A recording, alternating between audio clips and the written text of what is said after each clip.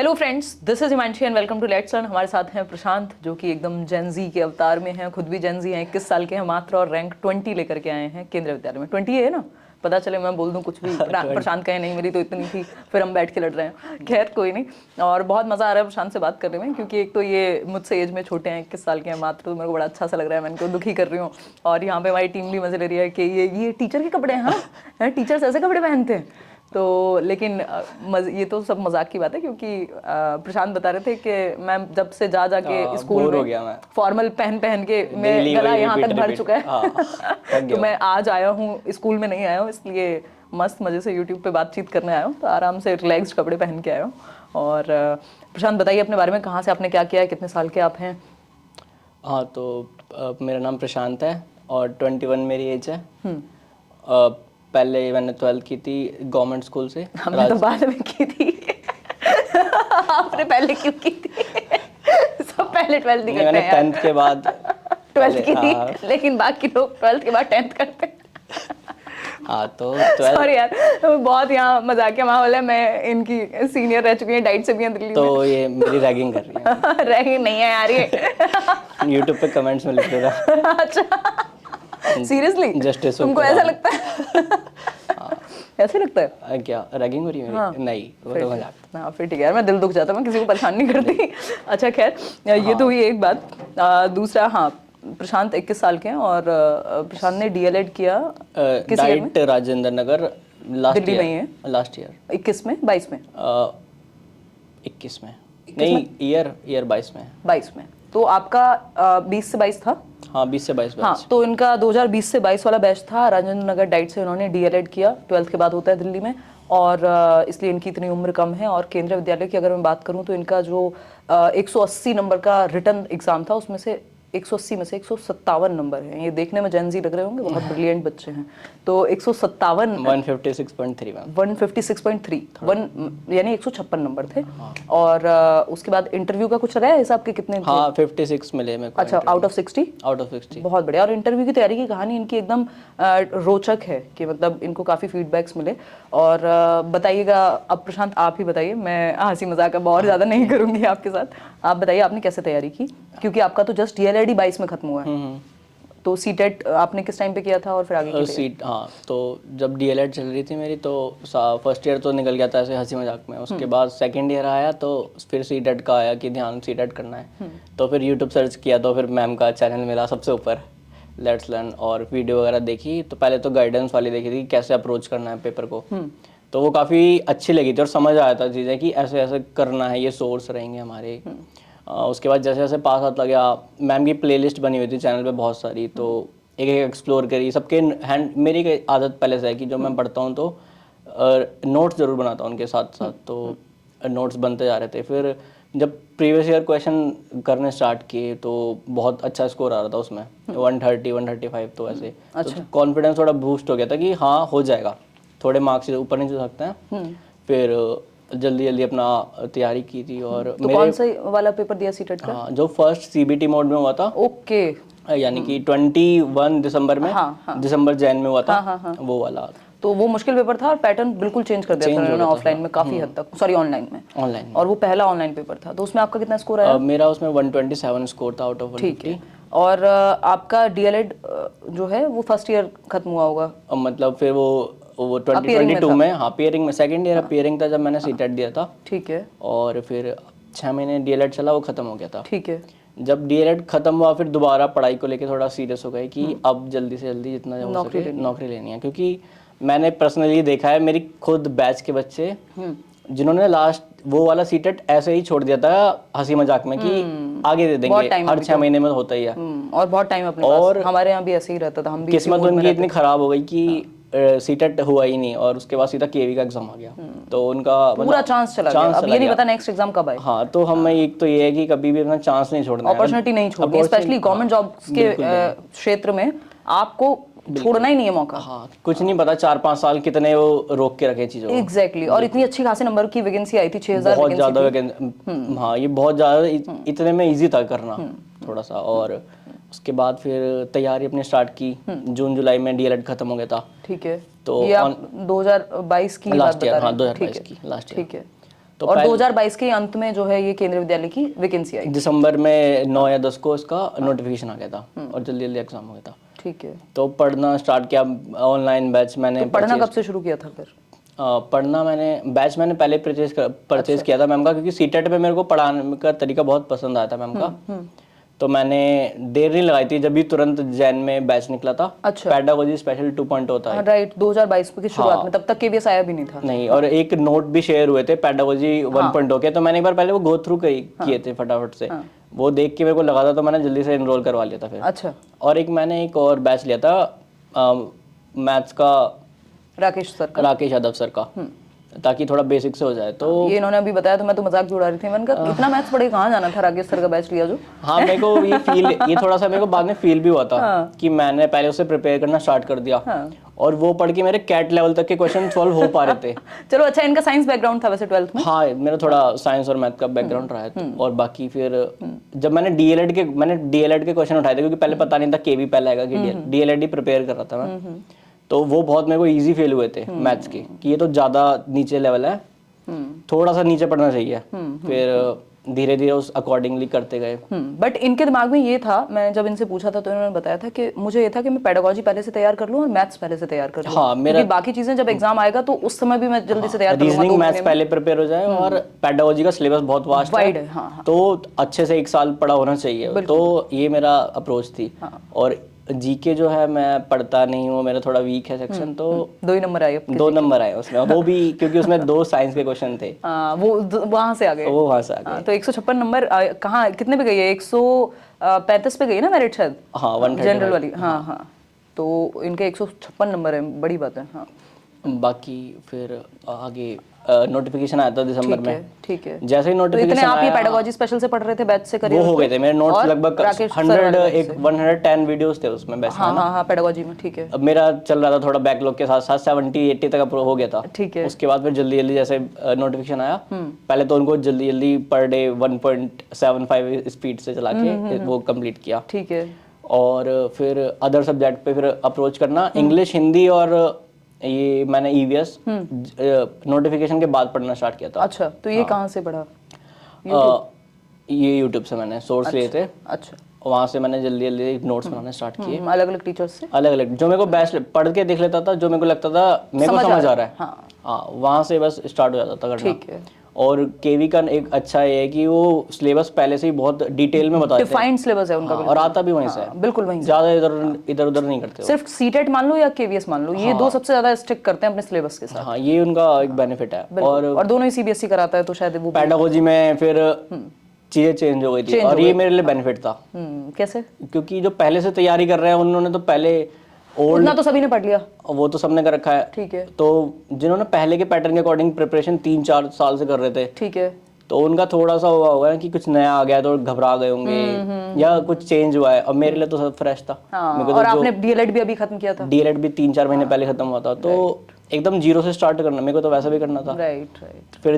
फिर एक मैंने आपका जो न्यू बैच आया था केवी वाला, हाँ, जो काफी टॉपिक तो पहले ही कंप्लीट हो गए थे, और आया भी उनमें से था एग्जाम में। क्योंकि कंसेप्चुअल क्लैरिटी अगर हो जाती है ना टॉपिक की, तो फिर बन जाते हैं क्वेश्चन। बिल्कुल सही बात है। और हाँ, ये एक और चीज, बैच के अलावा मैं यूट्यूब पे जो आप शेयर करते रहते हैं वीडियो क्वेश्चन प्रैक्टिस की, वो मैंने क्वेश्चन प्रैक्टिस मैंने बहुत ज्यादा की, और वो हेल्प करती है। वो सीटेट वाली भी केंद्रीय विद्यालय की तो कुछ ही कराया था। रीड की प्लेलिस्ट है वो, प्लेलिस्ट तो बहुत सारी मैंने दुनिया भर का पढ़ा है। मैं ऐसे करता था, प्लेलिस्ट एक ले ली, टारगेट बना लिया कि ये करनी है अपना, तो कर ली उसको। अरे वाह। तो क्वेश्चन प्रैक्टिस बहुत ज्यादा करी थी, तो एक अप्रोच पता चल गई, डेवलप हो जाती है आपकी माइंडसेट। एग्जामिनर पूछता है तो चाहता क्या है, आंसर किधर लेके जाना चाहता है ये। तो मैंने सीटेट का मैंने अच्छे से थोरोली कवर किया आपका, और रीड का बैच में भी क्वेश्चन होते थे, उसमें भी टॉपिक के बाद में भी और साथ में भी होते थे। वो मैं तो एमसीक्यू भी लिख लेता था नोट्स में, क्योंकि रिवाइज करते हैं तो नोट्स क्वेश्चन ही तो रिवाइज करना है। तो जो नया सिलेबस था उसका फिर आपने क्या किया, जरा बताओ लोगों को जुगाड़। हाँ, तो पहले एक तो बैच था मैम का, एक फ्रेंड थी मेरी, मैंने परचेज नहीं किया था, सोचा अब क्या 2 महीने के लिए करना है, तो वो पढ़ती नहीं थी, तो उसका ही बैच ले लिया। कह रहे हो, और मैंने कहा उनका हुआ? कह रहे नहीं, उसका नहीं हुआ, क्योंकि वो पढ़ती नहीं थी, वो सीरियस ही नहीं थी, बैच ले लिया था बस। अब बताओ टीचर क्या करे जब कोई पढ़े ना, तो ऐसे बच्चे होंगे। हाँ, ये एक शैतान ऐसा बहुत होता है कि बच्चे, अपॉर्चुनिटी भी बहुत रहती है उनके पास, क्योंकि मैं तो दिल्ली से बिलोंग करता हूँ, यहाँ तो सब आते हैं डाइवर्स बैकग्राउंड से, बट फिर भी काफी ठीक बैकग्राउंड से हाँ, बच्चे उतना आते हैं। प्रिविलेज है कि वो हाँ, वो कैसे भी कोचिंग ले सकते हैं। मैं भी खुद इतना ठीक ठाक बैकग्राउंड से आता हूँ, हाँ।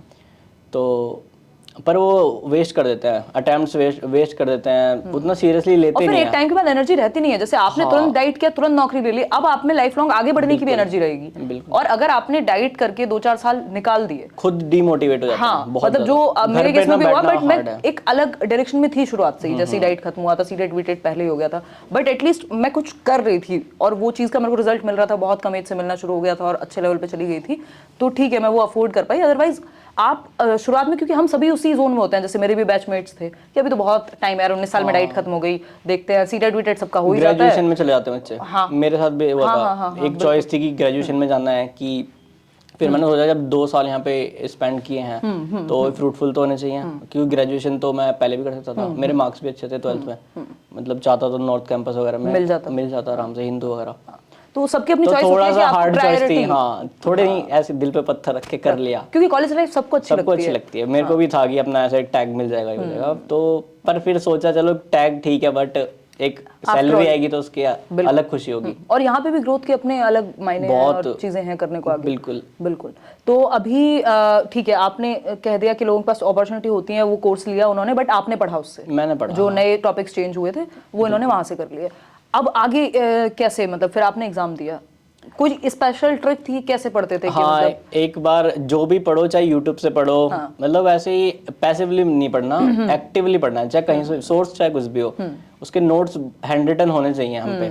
क्योंकि ना पढ़ तो लेते हैं, सब समझ भी आ जाता है, सबको आता है, और लेकिन क्या होता है, रिवाइज नहीं करते हम। बिल्कुल। और मैं तो, मेरे को सीटेट का याद है, पेडागोजी के एक कॉपी भर के नोट थे मैंने, वो सेंटर के बाहर 1 घंटे में रिवाइज कर देते पूरे, इतनी बार रिवाइज कर लिया था मैंने। तो मैंने एक पूरा एक फर्स्ट पेज से लेके ऐसे कर लिया था, तो एक कॉन्फिडेंस इतना ज्यादा होता है। तो ये सीटेट की बता रहे हो? ये सीटेट, और केवी में भी हुआ था, केवी में भी नोट्स, वही सेम नोट्स आपने रिपीट मारे? मैं तो बचपन से अपना एग्जाम के गेट तक पढ़ते जाता हूँ मैं तो हमेशा। हाँ, मेरे को भी सही लगता है वो, मतलब कुछ लोग होते हैं जो कहते हैं नहीं पिछली रात से नहीं पढ़ेंगे, कुछ होते हैं बच्चे वो पहले ही प्रिपेयर कर लेते हैं कि हम तो हो गए प्रिपेयर्ड। मेरा तो नहीं होता, मेरा तो छूटा ही रहता है कुछ ना कुछ। पर किस्मत अच्छी होती है तो वही आता है जो मेरे को आता है, तो ये किस्मत का बहुत बड़ा रोल है केवी में तो स्पेशली। बट खैर अभी प्रशांत, मतलब सबका अपना सोचने का तरीका होता है। प्रशांत शायद अपनी मेहनत को जो है ज़्यादा क्रेडिट देना नहीं चाहते हैं, इसलिए किस्मत बहुत बार बोल रहे हैं। मैं उन लोगों में से हूँ जो थोड़ा सा कम, मतलब किस्मत ठीक है, अगर होती है तो वो मेरे हाथ में नहीं है, मैं उस तरफ नहीं सोचती। बट यहाँ पे मेहनत को इग्नोर नहीं किया जा सकता प्रशांत, क्योंकि किस्मत उन लोगों का भी साथ दे सकती थी जो और भी मेहनत करते थे। अगर किसी ने बैच लेके पढ़ाई नहीं वाले बच्चे थे वो, एग्जैक्टली, अगर क्योंकि आपके अगर डाइट में गया है, कोई एडमिशन लिया है, तो ऐसा तो है नहीं बहुत ही कमजोर बच्चा होगा। बहुत अच्छे, मेरे से ज्यादा बेटर बच्चे थे जो एकेडमिकली भी मेरे इक्वल या मेरे बराबर, बिल्कुल, तो वो एक मेरिट जाती है और इक्विवेलेंट होता है। और उनकी पर्सनालिटी भी मेरे से बहुत बेटर थी इंटरव्यू में, मतलब वो अच्छा स्कोर, तो वहाँ मेहनत रोल, लेकिन उन्होंने सीरियस नहीं लिया चीजों को। एग्जैक्टली, तो उसको किस्मत नहीं कहते, उसको मेहनत कहते हैं। किस्मत का ठीक है, थोड़ा पार्ट होता होगा, बट क्योंकि आपके हाथ में सिर्फ मेहनत है आपकी, बाकी चीजें आप अनकंट्रोलेबल है ना। तो खैर मैं आपको क्रेडिट देना चाहूंगी इस बात पे। और ठीक है, आपने इतनी तैयारी कर ली, ये हो गया, फिर आप पेपर दे दिया आपने, ये मल्टीपल रिवीजन करके, काफी बार रिवाइज एक्टिवली काफी बार रिवाइज किया था। देख रहे हो, ये बहुत बड़ा मतलब एक चीज, नोट्स जो थे मेरे काफी पेडागोजी 2.0 के हो गए थे, और जो नए वाले ऐड किए थे बहुत सारे। और उसके बाद भी मैं करता रहता था, ऐसा नहीं कि बस खत्म, यूट्यूब पे कुछ खोला, कोई नया टॉपिक दिख गया तो जल्दी से उसके बना लिए।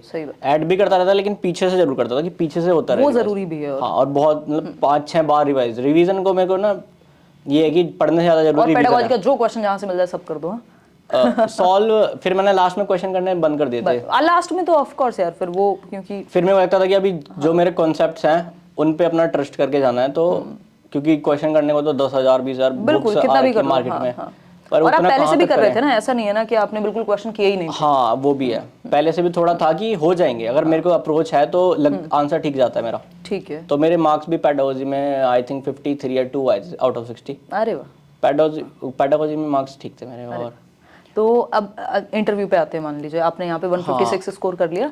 अब इंटरव्यू की जब हम बात कर रहे हैं, पेपर अटेम्प्ट करते हुए कुछ चीजें ध्यान रखी थी? ऑनलाइन पेपर था? हाँ। तो कैसे आपने, मतलब वो तो सीटेट में भी सेम ही था बस, तो फिर तो मतलब वो मेरे को इतना उसका फोबिया नहीं, मेरे को थोड़ा फोबिया नहीं है, पर कुछ को रहता है। हो नए बच्चे देखिए, तो मतलब खैर मैं मजाक कर रही हूँ, ये तो देखिए एक बार हम बात कर रहे थे कि अब हम बात करते हैं इस पे, इंटरव्यू पे। हाँ अब इंटरव्यू आ गया सेकंड पार्ट आपकी, ठीक है आपने 156 नंबर ले लिए, लेकिन आपको इंटरव्यू में भी स्कोर तो करना ही है एटलीस्ट। अच्छा, हाँ एक और वो ईवीएस के नोट्स मेरे, हाँ हाँ बताओ बताओ। वो क्या हुआ था कि सबको ये था क्योंकि सभी फर्स्ट अटेम्प्ट था सबका लगभग, तो ईवीएस एक नया ऐड हुआ था, साइंस हट गया था पहले से, और नया ऐड हुआ था, तो ये अलग अलग अप्रोच थी कि इतना इजी नहीं आएगा, इतना हार्ड पढ़ो। कोई तो बहुत ही मतलब ग्रेजुएशन लेवल का पढ़ा रहा था, कोई यूपीएससी का इकोलॉजी पढ़ लो। हाँ पढ़ा रहे थे लोग बिल्कुल, और किसी का था कि जीके बेस्ड है, अलग अलग अप्रोच थी। मैंने भी पढ़ा था जगह जगह से थोड़ा थोड़ा, लेकिन लास्ट में मेरे को एकदम से पता नहीं क्या हुआ, इंट्यूशन मेरा है कि एक बार सीटेट के मेरे पे नोट्स थे प्रिंट, वो 52 पेज के आते वो है एनसीईआरटी वाले वो मैंने सीटेट में प्रिंट करवा के रखे हुए थे वो, जो एनसीईआरटी नोट्स दिए हुए थे, हाँ स्टेपल करके रखे हुए थे, वो दबे हुए थे कहीं पे। तो मैंने सोचा अब एक बार तो पढ़ लेने चाहिए, क्यों रिस्क लेना इतना। और वो मैंने फिर जल्दी से लास्ट ही डे था, लास्ट डे स्टार्ट किए थे, और एक पहले दिन पढ़े थे, और फिर बाहर सेंटर के बाहर खड़े होकर रिवाइज मार लेते एक बार। और लाइन टू लाइन जब मैं अंदर बैठा और ईवीएस खोला मैंने, और एनसीईआरटी की लाइंस थी, अगर वो ना पढ़ के जाता मैं तो वो इजी थे क्वेश्चन, बट सही कंफ्यूजन रहती दिमाग में, कंफ्यूज हो जाते। बिल्कुल। तो ये बहुत अच्छी बात रही, और इसलिए आप अपने सीटेट के मैंने फ्री नोट्स दिए हुए हैं, क्योंकि सीटेट बेस है, मतलब वो आपको उतना तो पता होना ही चाहिए हर जगह के लिए। सीटेट में तो आपकी प्लेलिस्ट के बाहर उसके बाहर नहीं आता है। आपकी डाइट में लोग क्या करते हैं बताओ जरा। पहले तो एग्जाम फॉर्म भर देते हैं, फिर सो जाते हैं आराम से। फिर जब एक हफ्ता बचता है तो फिर जागते हैं जल्दी से कि अब क्या करें। फिर इधर से उधर शेयर होता है कि ये प्लेलिस्ट है, इसको उधर से देखना स्टार्ट करो और खत्म कर दो। सबका ये और सबका क्लियर हो जाता है। हाँ, क्योंकि ऑलरेडी वो मतलब पढ़ने में अच्छे ही बच्चे हैं जिनका एडमिशन हुआ है, हाँ, और ये फिर भी है। ऊपर से फिर वो उनको सही जगह से एकदम टू द पॉइंट चीजें मिल जाती हैं। बिल्कुल। तो अच्छा, अब हम इंटरव्यू पे चलते हैं कि आपने जो इंटरव्यू की तैयारी की, आपने कितना नंबर, 55 नंबर आपके आए? इंटरव्यू में 56 आए थे कैलकुलेट करके। अच्छा, तो 56 नंबर आए आपने जब कैलकुलेशन बिठाई, तो इंटरव्यू का कैसा एक्सपीरियंस रहा, कैसे तैयारी की, कहाँ से तैयारी की, बैच लिया, क्या किया, वो भी बता दो थोड़ा। हाँ, मैंने एक अदर कोचिंग में भी एक जगह बैच लिया था, 3-4 मैंने वहाँ दिए थे। करियरविल में मेरा फ्री मॉक हुआ था। हाँ, यहाँ तो हमने फ्री रखा हुआ था। इनके पास बहुत पैसे थे, इन्होंने सोचा किसी और कोचिंग में भी जाके मॉक इंटरव्यू ज्वाइन कर ही लेता हूँ। क्यों मौका छोड़ूं। हाँ, तो मैं दिल्ली में घर है तो अप्रोचेबल भी है इजीली, तो फिर मैं यहाँ पे भी आया और हमने लेट भी शुरू किया था मॉक। हाँ काफ़ी लेट था, मेरी मदर की तबीयत बहुत ख़राब थी, और हमें ये था कि रिजल्ट आए, क्योंकि हमें उससे मतलब ये नहीं था कि हमें फीस लेनी है, हमें बस ये था कि जो सीरियस कैंडिडेट हैं एक बार मेरिट आ जाए फिर हम। नहीं, ये अप्रोच ठीक है काफ़ी, क्योंकि इतनी भीड़ भी क्यों करनी है अब। हाँ, क्योंकि आधे लोग तो तुरंत हट गए थे, क्योंकि मेरिट इतनी अच्छी गई, आधे से भी ज्यादा। 75% तो भारी हुए थे। वही तो फिर उसका, क्योंकि मॉक में ऐसा नहीं है, सिलेबस हमें बैच निकालना पड़ेगा, केंद्रीय विद्यालय का हो किसी का हो, क्योंकि आपको पढ़ने में 3 से 6 महीने लगते हैं। लेकिन मॉक के लिए ऐसा नहीं है कि आपको मतलब आने के बाद भी आपको टाइम मिलता है 1 से 1.5 महीना कि आप कर सकते। और इंटरव्यू की प्रिपरेशन के लिए आई थिंक 10-15 दिन बहुत होते हैं। बिल्कुल, क्योंकि ना वहाँ पे अपनी पर्सनैलिटी होती है, वही दिखानी होती है। बिल्कुल, थोड़ा सा इधर उधर करके, थोड़ा सा हाँ वो ट्वीक करके उसमें, और वो आपका मॉक लेकिन अगर ज्यादा फेक करेंगे ना हम तो वो नेगेटिव इम्पैक्ट भी डाल देता है। ऑफ कोर्स, मतलब ये तो मैं बहुत बार कहती हूँ, अगर आज से कई साल पुराना वीडियो भी कोई उठा के देखेगा कि आप इंटरव्यू में फेक मत बनिए। खैर मेरा तो मतलब सीधा फंडा है, लाइफ में भी मत बनिए फेक, बट इंटरव्यू में बिल्कुल ओवर फेक करने की कोशिश करें। जेन्युइन रह करके आप एक सही माइंडसेट के साथ बैलेंस आंसर कर रहे हैं, तो मुझे नहीं लगता कि दिक्कत आने वाली है, अगर आपको नॉलेज है तो। हाँ बिल्कुल। तो हाँ, तो आप उसका ठीक है, आपने किसी और कोचिंग में भी ले लिया मॉक, और यहाँ आपने फ्री वाला पहले तो जल्दी जल्दी सब चीज़ हो रही, जो लगा था कि अभी 1-2 महीने में हो जाएंगे, अप्रैल तक हो जाएंगे, बट नहीं हुए थे। तो स्टार्टिंग में प्रिपरेशन स्टार्ट करी थी, तो एक एक चीज़ लिख के करी थी, एक एक पहले क्वेश्चन बना लिए थे 30-40 की, इस तरह के क्वेश्चन सिचुएशन बेस्ड पूछ सकते हैं हमसे, प्रिपेयर किए थे। बट फिर काफ़ी 6 महीने का गैप आ गया था, लंबा काफ़ी, तो सब हाँ वो लटक गया फिर। हाँ, तो वो सब तो ऐसे ही वेस्ट हो गया था। उसके बाद जब दोबारा से रिजल्ट आया तो पहले तो कॉन्फिडेंस मेरा हाई था बहुत, कि मेरे मार्क्स बहुत अच्छा है, इसका एक पॉजिटिव इम्पैक्ट था। Of course. हाँ। और उसके बाद फिर प्रिपरेशन में मैंने सिचुएशन बेस्ड क्वेश्चन होते हैं वो सारे प्रिपेयर किए थे, ठीक है, कि किस तरह से अप्रोच करना है। ठीक है। और उसके अलावा मैंने जीके पढ़ी थी, पूछी नहीं थी मेरे से, मैंने पढ़ी थी जीके, ठीक है, इंटरव्यू के लिए। ठीक है। और मैंने दिल्ली में मैं रहता हूँ तो दिल्ली से रिलेटेड हो गया, ऐसी चीजें थोड़ी थोड़ी चीज़ें पढ़ ली थी। तो ये इंटरनेट से जहाँ से जो बताया गया, जहाँ से जो मेरे को सोर्स मिलता था, गूगल पे बहुत इजीली मिल जाती थी चीज़ें। ठीक है। और ये सब मैंने थोड़ा थोड़ा प्रिपेयर किया था। ठीक है। फिर आते हैं उस पे बोर्ड टीचिंग पे, उसके क्योंकि कोई इम्पोर्टेंट है वो, उसमें मेरा बहुत ज़्यादा प्रॉब्लम था स्टार्टिंग में, मतलब मेरे को ना क्योंकि खड़े होना आपकी आता एज था। भी कम है और आपने सिर्फ अपने एसईपी में पढ़ाया होगा मुश्किल से, उसमें भी कोविड निकल गया कोविड होगा। आ गया था तो 2-3 दिन हम स्कूल गए थे। फर्स्ट ईयर तो ऑनलाइन में हो गया था। सेकंड ईयर में एससीपी स्टार्ट हुई, एक ज्वाइन किया। एसईपी होता है स्कूल एक्सपीरियंस प्रोग्राम, जो लोग दिल्ली के बाहर से या जिन्होंने रेगुलर नहीं किया उनको कई बार नहीं पता होता है। हाँ, तो उसमें क्या होता है कि रियल स्कूल में जाकर के आपको कुछ महीने का रहता है। हाँ ट्रेनिंग होती है, वो 40 इंटर्नशिप समझ सकते हैं, इंटर्नशिप मान सकते हो आप। तो उससे बहुत अच्छा एक्सपोजर मिलता है, मतलब हमारी दोनों साल बहुत अच्छे से हुई क्योंकि हमारे सीनियर है ना, वो तो बिल्कुल एकदम वेल वर्स्ड है उसमें। हाँ, क्योंकि आपको आपकी आवाज खुल जाती है, आपको खड़े होना आ जाता है और हर चीज आती है, कैसे अटेंडेंस लेनी भी मेरे को नहीं आती। अच्छा, अभी आती नहीं थी, अब सीख गया अब सीख गए स्कूल जाके। हाँ, तो मेरे तो अच्छा, इनको स्कूल मिला है यहाँ पे दिल्ली में, द्वारका, मतलब इनको होम टाउन ही मिल गया है, रैंक इतनी प्यारी थी इनकी। हाँ, तो फिर एससीपी मेरा हुआ नहीं था, तो मेरे को तो ना बोर्ड पे लिखना आता था, लाइन थोड़े टेढ़ी मेढ़ी जा रही है। फिर उसकी थोड़ा सबसे पूछ के ट्रिक सीखी कैसे करते हैं, कि थोड़ा सा फर्स्ट वाले से अगला वाला ऊपर उठा के रखोगे तो सीधा जाएगा, तो नीचे नहीं जाएगी। सही है। हाँ, तो ये धीरे धीरे इम्प्रूव किया, कैसे खड़े होना है, पहले खड़े होना भी ढंग से नहीं आता था, राइट, और बैठना कैसे इंटरव्यू में सामने, इंटरव्यू के सामने, और एक एक चीज करी थी प्रिपेयर। बट ऐसा नहीं है कि मेरा बिल्कुल परफेक्ट इंटरव्यू गया था, गलतियां वहाँ भी होती हैं, लेकिन जब होती है ना तो थोड़ा सा लाइटली लेना कि ये सबसे होती हैं। अगर हम सोचेंगे सिर्फ हमारे से ही होती हैं तो फिर हम प्रेशर में आ जाएंगे और आगे का भी खराब कर देंगे। सही बात है। तो पहली तो ये कि इंटरव्यू में जब भी जाओ तो गलती करो तो फिर फ्रेश से स्टार्ट करो। ठीक है। हाँ, तो मेरे को याद है मेरा गलती हो गई थी उसमें, तो मैंने मैम को बोला था, मैम सॉरी मैं थोड़ा एंग्शियस हूँ तो इसलिए गलती। क्या हुआ था? मैं इंटरव्यू स्टार्ट हुआ था, मैम मैं सोच के गया था कि मैम तो एनईपी, हाँ मैं ये सब पढ़ गया था, एनईपी और सारी पॉलिसीज वगैरह वगैरह ये पूछेगी या फिर कुछ ऐसा। तो मैम ने जाते ही एकदम साइंस का 11th-12th लेवल का क्वेश्चन पुटअप कर दिया सीधा, प्राइमरी लेवल पे। हाँ, क्योंकि मेरे को लगता है शायद वो मैम जो थी वो साइंस बैकग्राउंड से थी, कोई पीजीटी या लेक्चरर कुछ होंगी, तो उन्होंने साइंस के क्वेश्चन मेरे से ज़्यादा पूछे थे, क्योंकि मेरा बैकग्राउंड था, मेरे 12th में मार्क्स अच्छे थे। तो ये इंटरव्यू आपका यहीं दिल्ली कैंट में हुआ था? नहीं, मेरा इंटरव्यू लखनऊ हुआ था। अच्छा, वो आपसे पहले वाले लर्नर का हुआ था। हाँ। अच्छा, आपका लखनऊ हुआ था? मेरा लखनऊ में पैनल था। अच्छा, लास्ट डेट पे था आई थिंक 8 को। हाँ, अच्छा। तो मैम ने फर्स्ट सेकंड एकदम से पूछे क्वेश्चंस, तो मेरे को आता भी था, और वो मैम ने पूछा एडवेंटिशियस रूट क्या होती है, मैं तो एकदम से ऐसा हो गया कि ये क्या पूछ लिया। फिर और मेरे को पता था क्या होती है एक्चुअल में। मैंने सोचा कि इतना टाइम लगाऊंगा, फंबल होगा, तो मैंने कहा सॉरी मैम याद नहीं आ रहा। लेकिन मैम ने अगला क्वेश्चन उससे भी हार्ड पूछ लिया। वो फिजिक्स से पूछ लिया एकदम अलग ही, इंडक्टर वगैरह का कुछ पूछ लिया, वो मेरे को ना 12th में आता था ना जा पाता। तो मैंने कहा मैम सॉरी ये भी नहीं। तो मैम ने एकदम से बोल दिया कि आपको तो आना चाहिए, आपने तो अभी रिसेंटली 12th किया है और साइंस और मार्क्स भी अच्छे हैं, साइंस बैकग्राउंड से तो थोड़ा सा वो हो गया। तो मैंने एकदम से बोला मैम सॉरी, मैं थोड़ा सा एंग्शियस हो गया इसलिए गलती, मैं को मैम आप दोबारा से। तो मैम ने कहा पानी पी लो, तो यहाँ पे सिखा के हो जाता पानी ऑफर करे तो मत पीना। अच्छा, हाँ।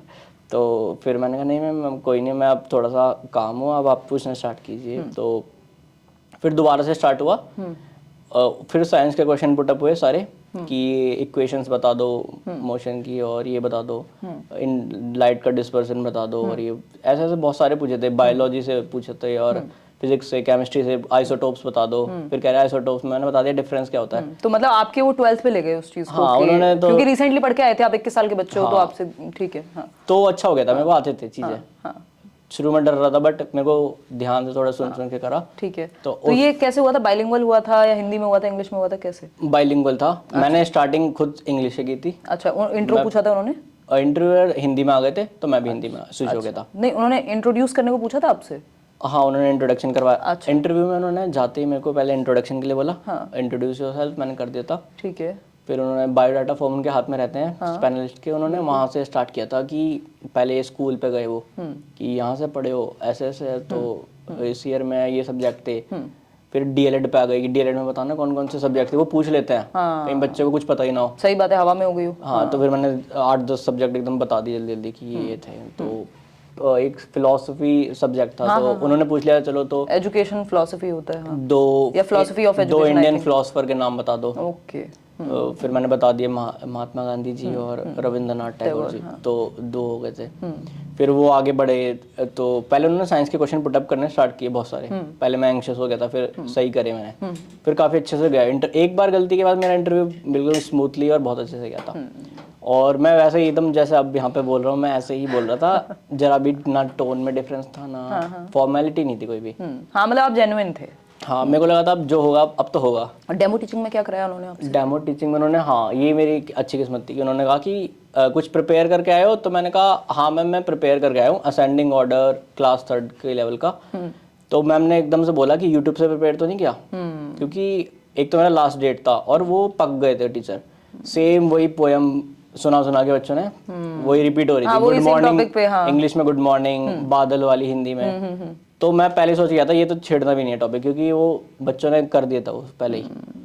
वो कह रही यूट्यूब से नहीं होना चाहिए, तो मैंने कहा नहीं मैम मैंने खुद से ही प्रिपेयर किया है। तो फिर कह रही चलो पढ़ाओ, कह रही बस 2 मिनट मिलेंगे। फिर उन्होंने आराम से 5 मिनट तक देखा, यानी अच्छा था वो। अच्छा वो क्योंकि मैंने तो आपने बादल वाली पोएम पढ़ाई? नहीं मैंने तो असेंडिंग ऑर्डर मैथमेटिक्स में। अच्छा तो आपने खुद से चूज किया है और ये टॉपिक? हाँ मैं काफ़ी सारे हर सब्जेक्ट से 3-3 2-2 प्रिपेयर करके गया था। बट जैसे फ्रेंड्स को दिखाते हैं हम वीडियो भेज भेज के कि कैसा लग रहा है, तो सब ने कहा था कि ये वाला टॉपिक ठीक लग रहा है, ये अगर अपॉर्चुनिटी मिले तो खुद से ये वाला ले लेना। तो मेरे को मिली अपॉर्चुनिटी तो मैंने वही लिया। अब मैं भी सबकी तरह जैसे करवाते थे कि डेट से स्टार्ट, तो उन्होंने कहा ये सब छोड़ो बस 2 मिनट है जल्दी कर दो। अच्छा हाँ तो मैंने फिर पढ़ाना स्टार्ट किया। फिर आराम से उन्होंने 5 मिनट तक सुना मेरे को, फिर कोई जल्दी नहीं थी। फिर वो हो गया था। कितनी देर चला आपका इंटरव्यू? इंटरव्यू अच्छे वही 15 मिनट चला होगा। ठीक बात है, वो आइडियल टाइम है। हाँ तो जब वो सेटिस्फाई हो गए थे फिर उन्होंने दोबारा बुलाया कि आओ बैठो। फिर पूछना स्टार्ट, बायोडाटा से मेरा अचीवमेंट में आ गए थे। फिर वो मेरे को 12th में कुछ वो भी मिला था अच्छे मार्क्स के लिए। अच्छा चीफ मिनिस्टर और एजुकेशन मिनिस्टर से। अच्छा हाँ और उसके बाद फिर एक मैंने साइंस में एग्जीबिशन में पार्टिसिपेट किया था। मैंने मेंशन भी किया था कि मैंने उसमें स्टेट लेवल तक पार्टिसिपेट किया है। तो फिर उन्होंने उसका काफ़ी डीपली पूछा कि गए थे तो कौन कौन से लेवल होते हैं बीच में, वो सब बता दिया मैंने। फिर ये तो हम भी कहते हैं मॉक्स में कि आप अपने बायोडाटा में कुछ भी लिख रहे हैं तो आपको थ्रू आउट पता होना चाहिए उसके बारे में। आप फिर नहीं बोल पाए तो बहुत बेइज्जती है। हाँ ये तो है, क्योंकि आपको अपने ही बायोडाटा का नहीं पता तो फिर क्या पता है? मेरा तो बायोडाटा से पूछा गया था पूरा इंटरव्यू। तो वो जेन्युइन होना चाहिए, हवा में नहीं तीर मार देने की। फिर उन्होंने ये भी पूछ लिया कि क्या बनाया था, मैंने बता दिया डिजिटल माइक्रोस्कोप बनाया था। अच्छा तो उन्होंने पूरे स्टेप्स पूछ लिए, कैसे बनाया, कैसे यूज कर सकते हैं इसको, क्या फायदे हैं। तो मैंने पूरा अच्छे से डिटेल में एक्सप्लेन किया। फिर उन्होंने तुरंत एकदम पूछ लिया अच्छा ये तो अच्छा था काफी। तो उन्होंने कहा ऐसा कुछ बच्चों को करवा सकते हो क्या एक्टिविटी या कुछ। तो मेरे को पता था तो मैंने बता दिया हाँ मैम करवा सकते हैं। छोटे बच्चे होंगे उनको काउंटिंग के लिए हमारे एक डाइट में सिखाया था, एक क्लैपिंग, एक वो होता है कि हाथ पकड़ के अगर 4 बोलेंगे तो उतने बच्चों का ग्रुप बन जाएगा। तो जो मेरे को पता था मैंने बता दिया इजीली।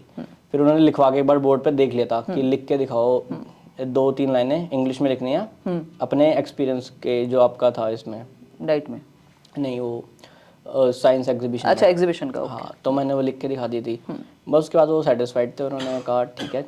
और तो आप हिंदी में ले गए थे उसको, इंग्लिश से शुरुआत हुई, फिर कैसे उन्होंने इंग्लिश में पूछा तो आपने? हाँ इंग्लिश से स्टार्ट हुआ था और फिर वो हिंदी पे स्विच हुए। मैं भी साथ साथ अच्छा वो खुद ही हिंदी पे स्विच? हाँ वो खुद हिंदी पे स्विच हुए, तो मैं भी साथ साथ उनके जैसा वो कर रहे थे वैसे ही। और हाँ वो मिरर एंड मैच टेक्निक जो है सीमा जी बताती भी हैं जब इंटरव्यू की बात होती है।